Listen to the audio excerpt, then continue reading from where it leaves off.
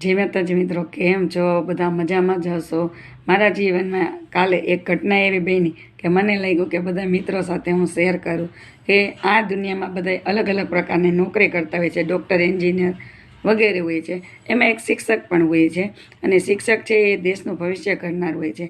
કાલે એવું થયું કે હું શાળાએ નહોતી ગઈ, તો શાળાનો જે છૂટવાનો સમય હોય, બાળકો ઘરે જાય છે, એમાંથી 25થી 30 વિદ્યાર્થીએ મને ફોન કર્યો કે દીદી તમે શા માટે શાળાએ નહોતા આવ્યા, અમને તમારી બહુ યાદ આવતી હતી. અને એમાંથી 5 વિદ્યાર્થી એવા છે, 3 દીકરીઓ અને 2 દીકરા, જે રડવા લાગ્યા ઘરે જઈને કે અમારા દીદી નહીં આવે તો હું શાળાએ નહીં જઈશ.